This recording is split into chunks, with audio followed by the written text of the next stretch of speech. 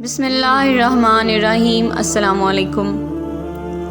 ایک مرتبہ ہمارے پیارے نبی صلی اللہ علیہ وآلہ وسلم صحابہ کرام رضی اللہ تعالیٰ عنہ کو سنت سکھا رہے تھے کہ پانی ہمیشہ دیکھ کر پینا چاہیے اور 3 سانسوں میں پینا چاہیے۔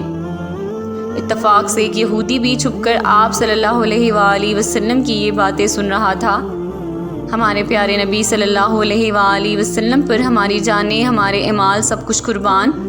آپ صلی اللہ علیہ وآلہ وسلم کے کلام میں تاثیر ہی ایسی تھی کہ مسلمان ہو یا غیر مسلم، آپ صلی اللہ علیہ وآلہ وسلم کی تعلیمات سے متاثر ضرور ہوتے ہیں۔ رات کو سوتے سوتے اس یہودی کو جو ہمارے پیارے نبی صلی اللہ علیہ وآلہ وسلم کی باتیں سن رہا تھا، بہت زور کی پیاس محسوس ہوئی۔ جب اس یہودی کو پیاس لگی تو وہ اپنی بیوی سے بولا کہ مجھے اچھی طرح دیکھ کر پانی پلاؤ۔ بیوی بولی، آپ کیسی باتیں کرتے ہیں، چراغ بجھا چکی ہوں، رات کا وقت ہے، کیا دیکھ کے پانی پلاؤں؟ ایسے ہی پی لیجئے، پانی تو ہمارے گھر کا صاف ستھرا ہوتا ہے۔ یہودی کو بڑا غصہ آیا، بیوی سے بولا کہ چراغ جلاؤ، روشنی میں مجھے پانی دیکھ کر پلاؤ۔ بیوی غصہ کرتی اٹھی، سمجھی کہ شوہر پاگل ہو گیا ہے۔